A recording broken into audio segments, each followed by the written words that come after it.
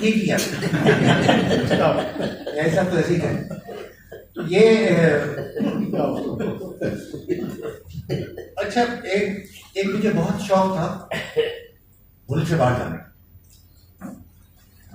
यार मैं मुल्क से बाहर कैसे जाऊँ? ना मैं हुनरमंद हूँ ना कोई हूँ, लोग तो सब गल्फ जाते थे।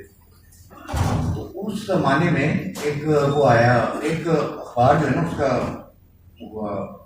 सिलसिला हुआ, उर्दू न्यूज़ निकला जद्दा से, अरब न्यूज़ ने निकाला।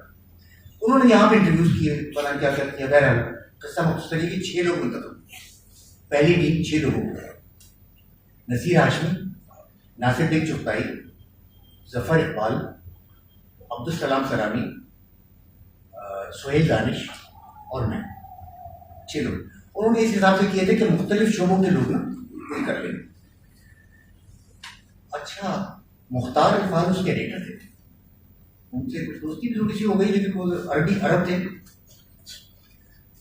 अब हुआ क्या कि जब हमने पूरा प्लान बना लिया कि अब तो मुल्क से बाहर जा रहे हैं, हम जॉब करेंगे, ऐश करेंगे, तो उस वक्त हुआ ये कि मेरी वालदा की तबीयत खराब, वालदा की तबीयत खराब हो गई। वो इतनी खराब हो गई कि वो आईसीयू में एडमिट हुई और मुझे अंदाजा हुआ कि मैं नहीं जा सकता। तो मैंने कहा मैं माजरत करूँ जाके।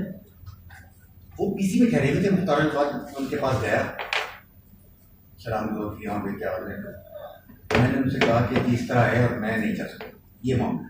अच्छा, मैं अपनी वालदा की मेडिकल रिपोर्ट वगैरह लेके गया था, पता नहीं आदमी यकीन करेगा कि अरब है यार। वो सुन के तो वो जैसे बम की तरह आदमी फट जाता है ना, चीखने लगा। और उसने कहा 6 लोग मुंतखब किए हैं और किस मुश्किल से हुआ है, पूरा प्रोसेस है, वीज़े नहीं है तुम लोगों के, पैसे लगे हैं इंतजार के, और तो क्या मजाक समझे वो तुमने। इतना गुस्से में हुआ, अब मेरी समझ में आया कि मैं उसके गुस्से से डरूं या खड़ा हो जाऊं उसके सामने। तो बहरहाल मैंने उसको कहा कि देखिए बाकी जो भी है करिए, वो पैसे जो इतने कितने हज़ार जो वीज़े के, मैंने कहा जी वो मैं किस्तों में दे दूंगा, ये जा नहीं सकता। वो टहल रहा था उससे, वो बैठ गया कि मैंने कहा कि पैसे में दे दूंगा वापस, तो बैठ गया। थोड़ी देर चुप रहा, फिर कहने लगा यार तुमने बिल्कुल सही फैसला किया। अब मेरी समझ में नहीं आया कि ये आदमी जो गुस्से से पागल हो रहा था ये क्या कह रहा है। पता ही चला, उसने कहा कि मेरा अमेरिका की यूनिवर्सिटी में दाखिला हो गया, मेरी माँ बीमार हो गई, मैं नहीं गई, अल्लाह ने मुझे बहुत नवाजा, तुमने भी सही फैसला किया। वो जो गुस्सा कर रहा था वो एक सिर्फ ड्रामा था, और वो उसके बाद उससे ताल्लुकात बहुत रहे। वो जब आता था मुझे बुलाता था और चाहता था कि मैं बताऊं कि अखबार में क्या खराबी है, और मेरे दोस्त वहाँ काम कर रहे थे, मैं तो कहता था ऐसा अखबार ही निकला। दूसरा जो शौक था ये बाहर जाने का। दूसरी बार क्या हुआ कि मेरा इंतखाब हो गया वॉइस ऑफ अमेरिका के, पता नहीं दोस्तों को भी पता है कि नहीं पता, नहीं पता। वॉइस ऑफ अमेरिका में एक आसामी निकली थी और उसके लिए उन्होंने रब्ता किया और वो उन्होंने कहा टेस्ट देना, टेस्ट हो गया। अमेरिका सेंटर यही कहता था, उसमें टेस्ट हुआ, उसका एक ऑडिटोरियम था, उसमें टेस्ट हुआ। और वो टेस्ट जो था ये था कि एक ये कि तेजी से किसी मौजूद पे लिखने का टेस्ट, कितना टाइम लगे, तर्जुमा करने का टेस्ट, तर्जुमे का टेस्ट, और आवाज़ बोल के, वो सारी चीज़ें जो थी करके उन्होंने सील किया वहीं पे और कहा जी अमेरिका जाएगा, वहीं पे फैसला। वो मेरा इंतखाब हो गया। कुदरत का करना क्या हुआ, अब मैंने तो अपने मालिया से भी मैंने कहा इस तरह अमेरिका हुआ, अमेरिका की दूर जाएंगे, अम्मी है क्या हो, मैंने कहा कर लेंगे यार, बुला लेंगे सब वहीं आ जाएंगे। किस्मत खुल गई है, अमेरिका जा रहे हैं।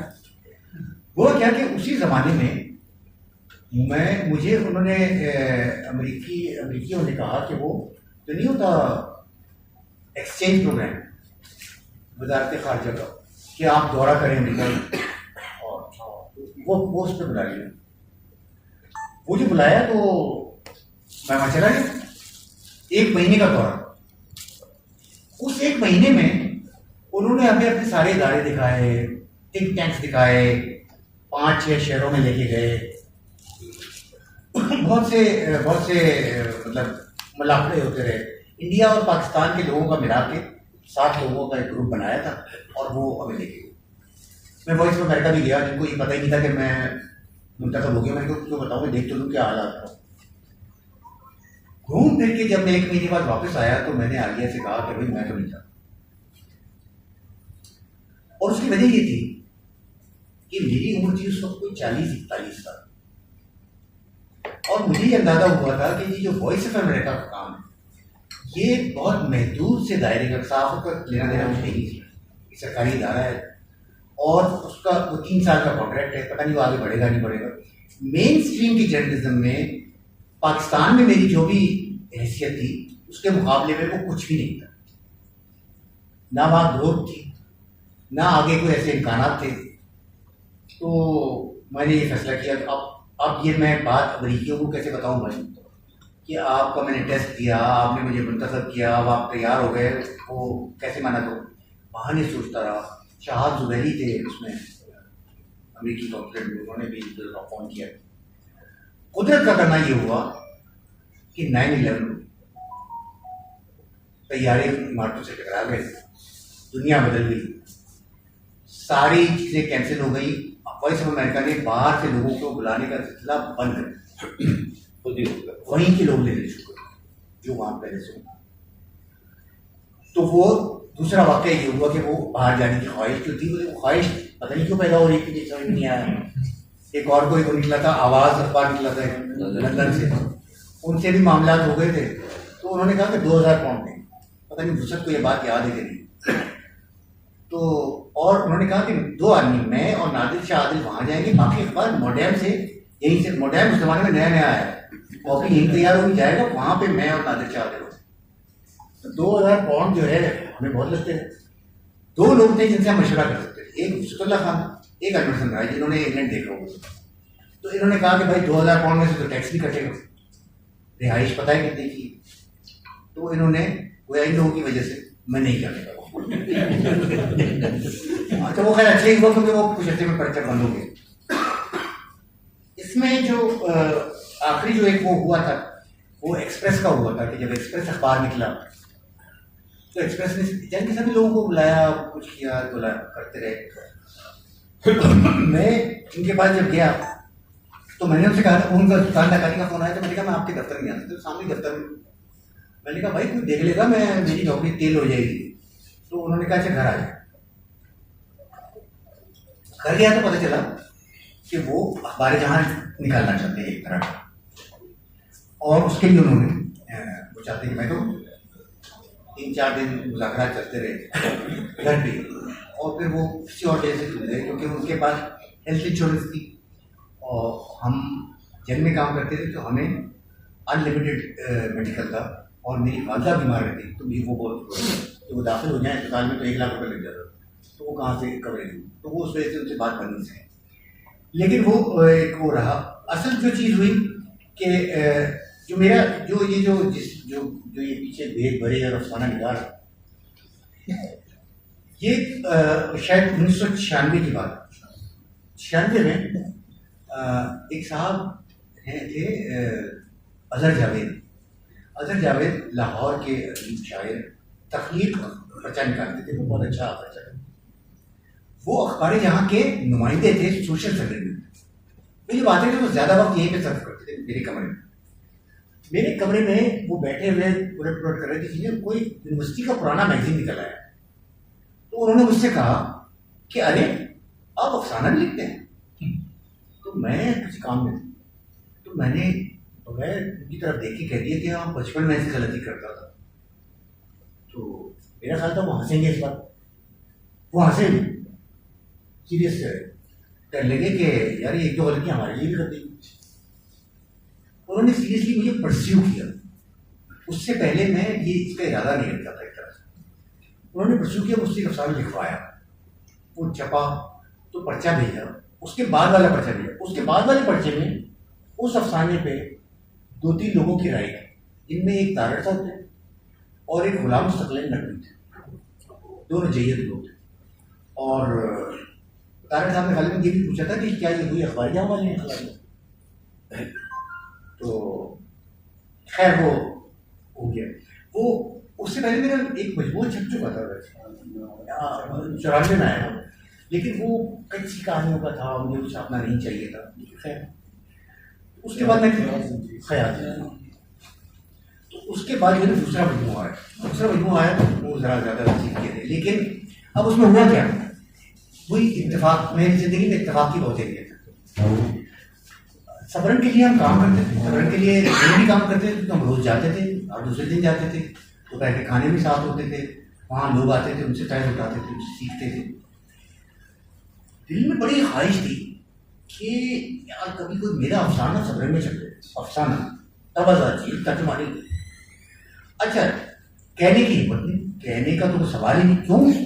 क्योंकि उस जगह पे जहां से कृष्ण चंद्र का अफसाना वापस हो चुका हो भाई, अब कौन हिम्मत करेगा कि और डांट लेंगे।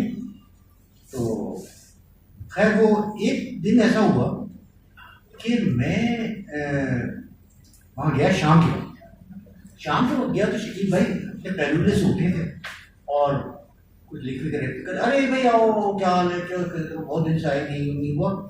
अच्छा एक बात बताओ, हमारे अब्बा शमीम नमानी थे ना, शायरी भी करते थे, अदब कुछ नसर भी लिखते थे। मैंने भाई शायरी करते थे ज़्यादा, नसर तो कम ही है उनका काम, उर्दू में करते थे। कहा उर्दू थोड़ी फारसी में थी। अच्छा और कुछ पूछने लगे।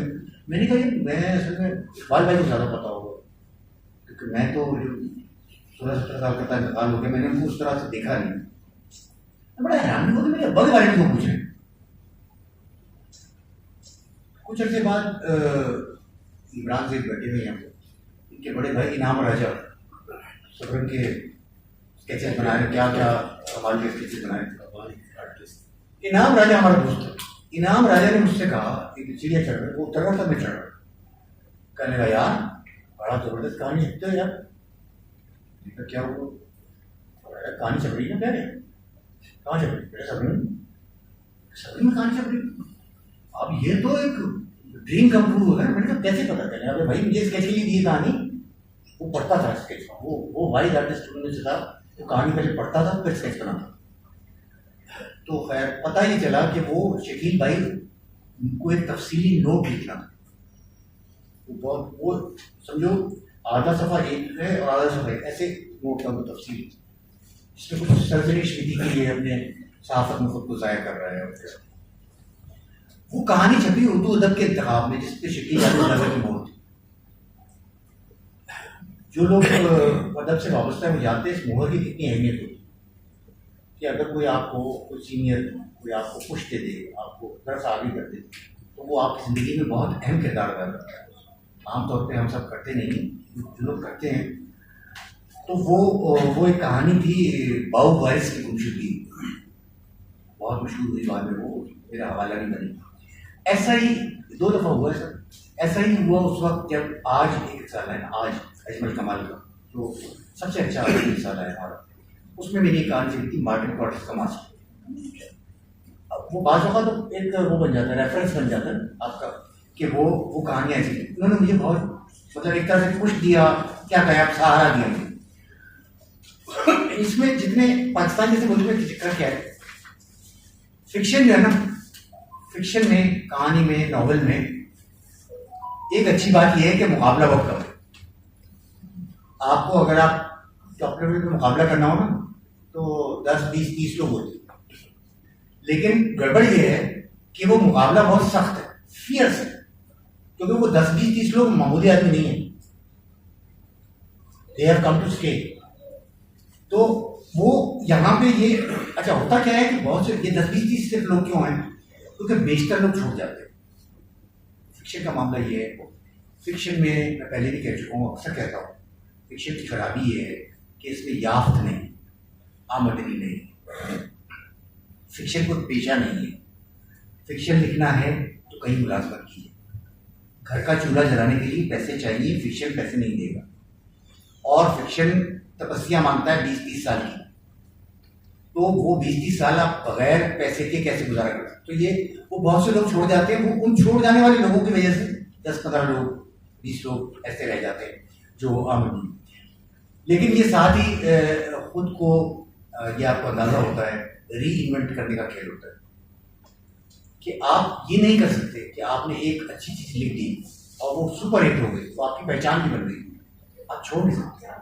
आपको री इन्वेंट करना है अपने आप को, आपको दूसरों से मुकाबला करना है, वो तो बात की बात है, अपने आप से मुकाबला करना है। अगर आप नहीं करेंगे तो आप भुला दिए जाएंगे।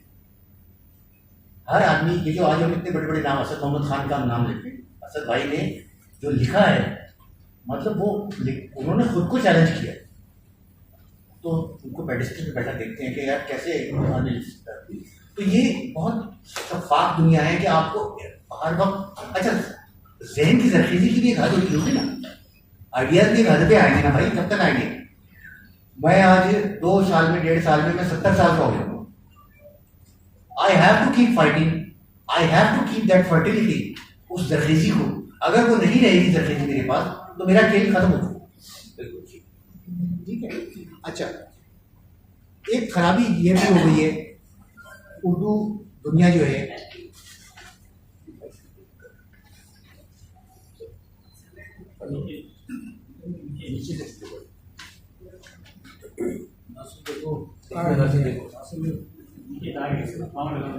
उसका वो गिर गया नीचे, वो दे दे कैप गिर गया। अच्छा खैर ऐसी बात है। उर्दू दुनिया में तो सब जगह ये समझा जाता है, पूरे पाकिस्तान में आम आदमी ये समझता है, मैं बैरून मुल्क पहुँच रहा हूँ, जाता रहा हूँ, तो वहाँ भी ये समझा जाता है कि अदब क्या है, अदब है शायरी, और शायरी भी वो जो एंटरटेनमेंट, फिक्शन को, नॉवल को, अफसाने को कोई पढ़े लिखे लोग, आप जैसे लोग अहमियत देते होंगे, लेकिन आम आदमी अब नहीं देता। तो ये उस हिसाब से कंपटीशन सख्त भी हो जाता है कि आप किसके लिए काम कर रहे हैं, जिन लोगों के लिए काम कर रहे हैं उन तक आपकी बात पहुंच भी रही है या नहीं पहुंच रही। अच्छा, सब कहानियां लिखी जा चुकी हैं, ये हमेशा कहा जाता है, ये वाकई सच है, लेकिन फिर भी कहानियां नई लिखी जाती रहती है। और मेरा फॉर्मूला हमें ये रहा है, मुशाहिदे से तो कहानी मिलती ही है, तजुर्बे से भी मिलती है, लेकिन इंस्पिरेशन से भी मिलती है कि आप कभी किसी और की कहानी पढ़ते हैं, कुछ और देखते हैं, तो आपका जहन ट्रिगर करता है कि यार ये तो मैं इसको दूसरी तरह से लिख सकता हूँ, कोई लोकेल को, सिचुएशन को। इसकी एक दो मिसालें जो है ना मुझे बहुत मजे की लगती है। अच्छा, वो फिर वो बिलीवेबल हो जाता है।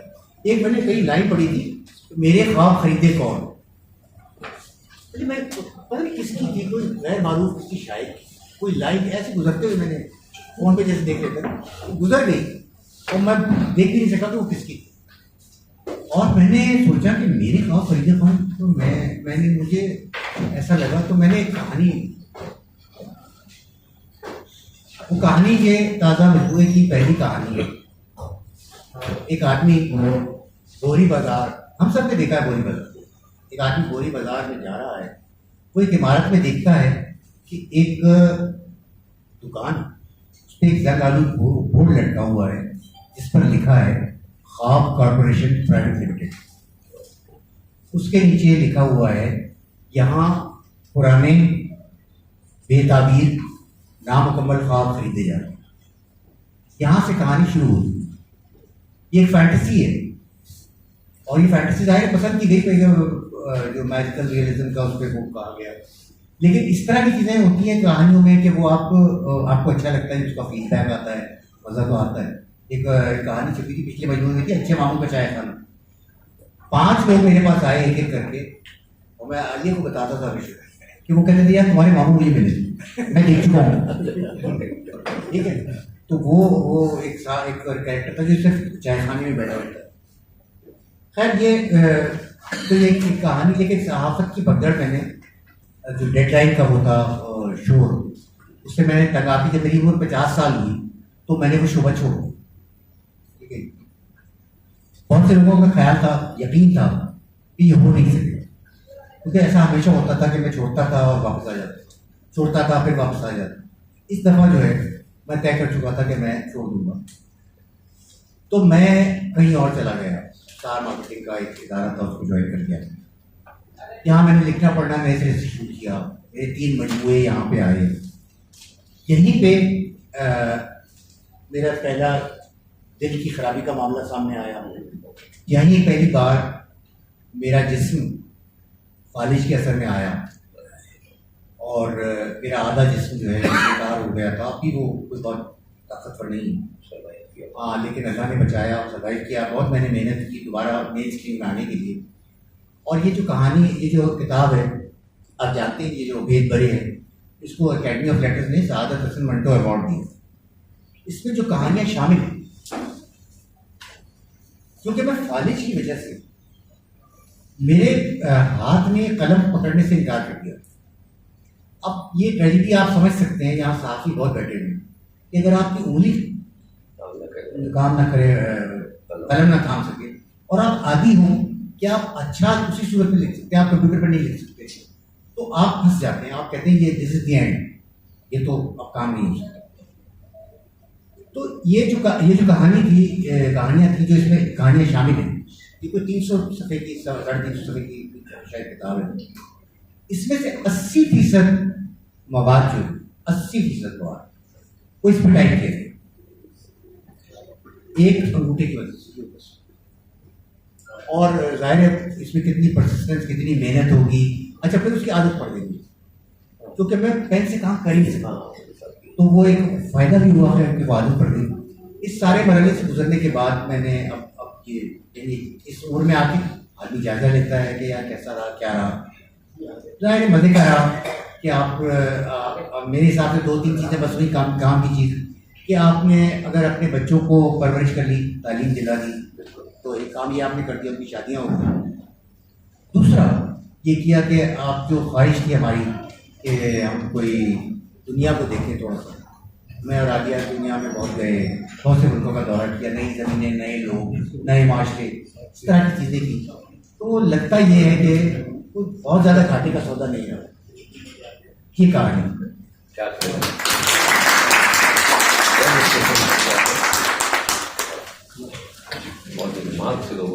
दो बातें मुझे पूछनी है मुख्तसर तौर पर। एक ये कि इसमें आपने रोमांस की जिंदगी पर पर्दे डाले। दूसरी बात ये है कि वो कौन सी गिदड़ सिंगी थी कि आप बार बार जाते रहे वीर जावेदुर रहमान साहब जैसे मिजाज के आदमी के साथ आपने इतना करा। अच्छा, रोमांस की बात तो जाहिर कर नहीं सकता, नहीं रोमांस जो है ना वो उस तरह की कोई रोमांस नहीं है। मैं एक बुज़दिल आदमी जी, आपके देखिए बुज़दिल देखिए यूनिवर्सिटी में देखिए, तो वो उसका कोई ऐसा बहुत बड़ा एलिमेंट नहीं है। जब जावेद साहब की बात करें ना, वो तो एक ऐसा सब्जेक्ट है जिस पे इतनी ही बड़ी नशिस्त एक और हो सकती है। अगर मेरी जिंदगी में कोई हैरत अंगेज आदमी आया है जिसके बारे में मैं घंटों बोल सकता हूँ, जिसके बारे में अखबार जहाँ के तमाम लोग घंटों बोल सकते हो, तो वो मीर जावेद है। वो एक हैरत अंगेज शख्सियत थे, उनसे हम हर वक्त नाराज रहते थे, उनसे हम हर वक्त शुगल भी करते रहते थे। जब आपको किसी जगह पे बहुत वक्त गुजार देते हैं, जो आपने सवाल किया ना, मैं उसकी तरफ हूँ। ये जो था ना, उनको ये यकीन था, कुछ लोगों को यकीन हो जाता है आपकी सलाहियत पे खामा, उनको लगता है कि आप बड़े बासलाही हैं। अच्छा, मैं जिंदगी में यही साबित करने की कोशिश करता हूँ कि मैं बासलाही हूँ, लेकिन होता क्या है कि वो जो आदमी जिसको यकीन हो जाता है ना, अच्छा सुल्तान लखानी के साथ उन्होंने कई बार उससे रब्ता किया, वो ये समझते हैं कि कोई इस आदमी में बहुत सलाहियत है, कोई ऐसा काम कर सकता है।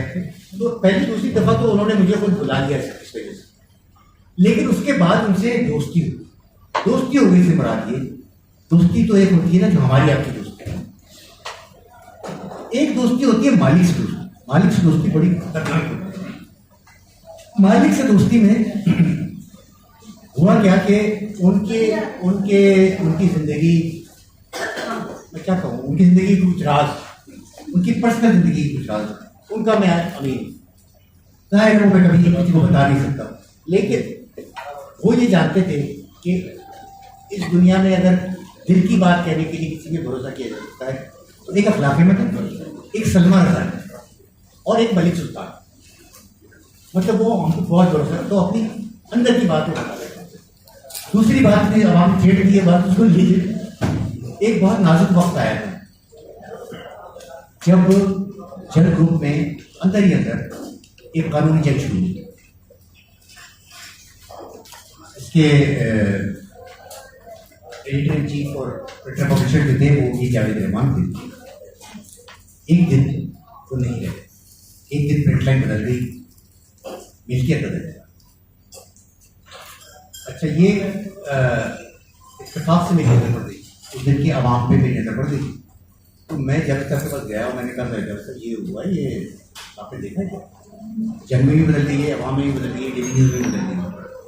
तो उन्होंने कहा कि वो उनको सदमा पहुँचा और वो उसके बाद में कानूनी जंग जो है ना ऐसी शुरू हुई जो रिपोर्ट नहीं की। आमतौर पर अखबार उसको रिपोर्ट नहीं किया और पता नहीं चला, लेकिन उसकी जो अजीब बात हुई ना वो क्या थी कि शायद मैं ये बात पहली दफा बता रहा हूँ कि जो मुकदमे की समाअत होती थी तो शकील साहब के वकील जो बयान दाखिल करता था, जावेद साहब वो लेकर मेरे पास आते थे कि इसका तर्जुमा करना। क्यों करना तर्जुमा? क्योंकि वो तर्जुमा उनकी वादा को पढ़ा, रात को खाने की मेज पे उनका कहना था मैं ये दूंगा ताकि वो पढ़े कि उनके बेटे ने क्या कहा। अब एक मालिक आपकी ड्यूटी लगाए एक कानूनी जज ने, और वो तर्जुमा जब सब लोग चले जाते थे तो शुरू होता, एक कंपोजर जो था तो कंपोज करता, प्रिंट आउट निकालते थे, कंप्यूटर से डिलीट किया जाता था और उनको दिया जाता। ये सिलसिला कोई 4-6 महीने चलता रहा और मैं कांपता रहा कि यार इस जंग में अगर ये पता चला कि अखलाक साहब जो है ये काम करते हैं कि इधर का तर्जुमा उधर बता रहे हैं क्या बता रहे हैं, तो नौकरी खत्म हो जाएगी आप। लेकिन यही वो चीज़ थी जो आपने कहा ना कि आप बार बार बताते रहे, वो डिपेंड बहुत ज़्यादा करते हैं ये बात।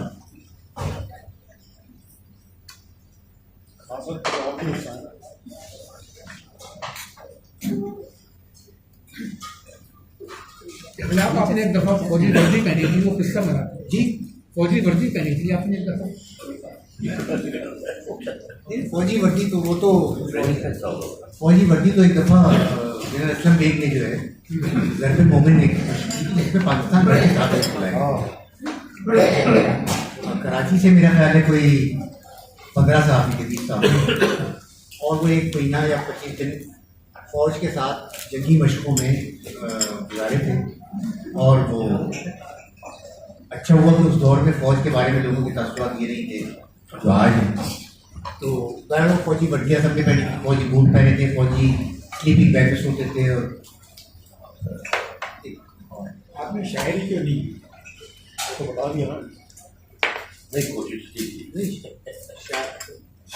शायरी जो है वो मैंने बहुत की, ऐसे दोस्तों के लिए की, लेकिन शायरी जो है ना इसका मुझे सबसे जो अच्छी वजह ना करने की ना वो मुझे दी थी प्रोफेसर अनीस जैदी ने। हम कॉलेज में पढ़ते थे, शायरी वायरी करते थे, टुकड़ की करते शायरी किया। तो फहमीदा रियाज साहिबा के साथ एक नशिस्त हुई, शाम मनाई गई नेशनल कॉलेज। तो वहाँ पे हमने फहमीदा रियाज को पहली दफ़ा देखा भाई, और कमाल की नज़में मुकदर खरीदा की।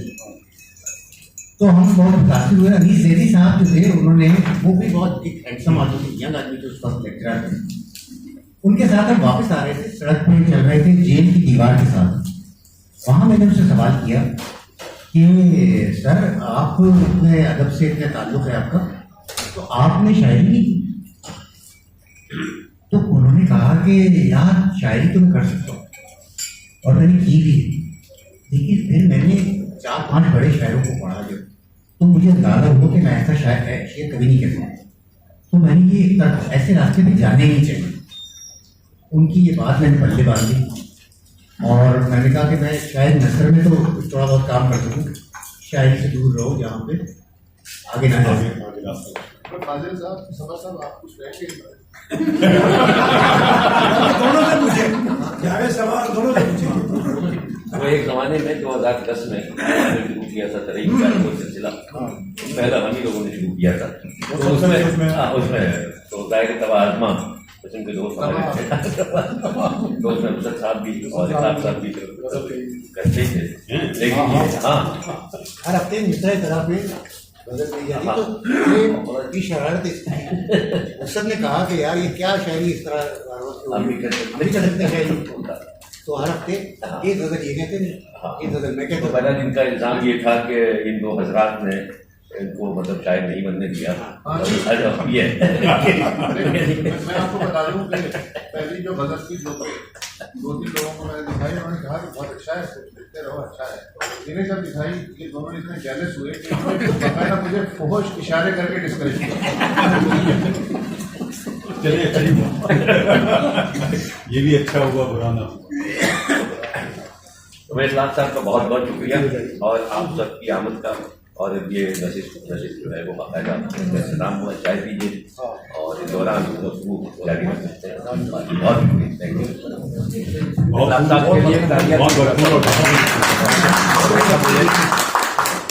बहुत कैलकुलेटेड आपने कोई सवालात की गुंजाइश भी नहीं हुई, कॉन्टैक्ट अंदाज में पूरा उम्र तक क्या है बहुत अच्छा लगा।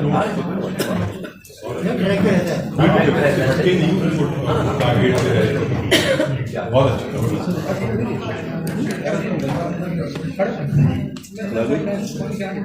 गुस्सा आया।